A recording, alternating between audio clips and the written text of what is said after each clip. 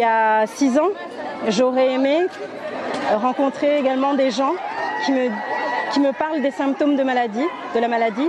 J'aurais peut-être évité des traitements lourds parce que je suis en rémission depuis 6 ans d'un cancer du sein, détecté assez tôt, Dieu merci. Et donc je voulais être là pour dire aux autres femmes que c'est une maladie qui se soigne bien, mais lorsqu'elle est prise à temps. Mouznam Lahaili est l'un des visages de l'association comorienne contre le cancer chez la femme. Palper, dépister, le slogan de l'association est de plus en plus entendu. Sauf que les cas confirmés sont très vite confrontés à l'absence de soins dans le pays. Peut-être celles qui ne sont pas malades sont quand même contentes de connaître leur statut, mais celles qui sont suspects ou malades devraient nous en vouloir pour qu'on puisse faire quelque chose pour aider ces femmes-là. Mais avant tout, c'est une responsabilité qui revient à notre État. Nous ne sommes qu'une association qui aimerait bien s'agripper à une stratégie nationale qui n'existe pas, mais nous, on fait ce qu'on peut. Manque de stratégie nationale, de volonté politique, alors que les cas de cancer seraient en nette augmentation. Rahia Madiswalihi, gynécologue obstétricienne, exerce à El Marouf, hôpital de référence. À elle seule, elle a détecté près d'une quarantaine de cas en 2023, des patientes livrées à elles-mêmes en raison de l'absence de services d'oncologie et de soins palliatifs.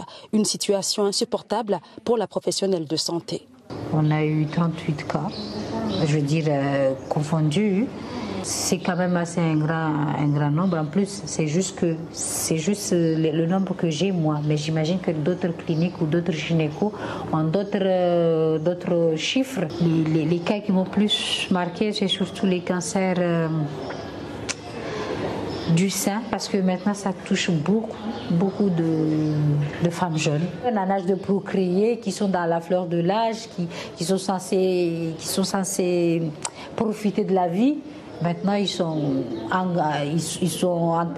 entrées dans un engrenage qui c'est difficile à supporter. Donc ça choque quand on sait ce qu'il y a à faire, mais qu'on ne peut rien y faire parce que manque de moyens, manque de ressources.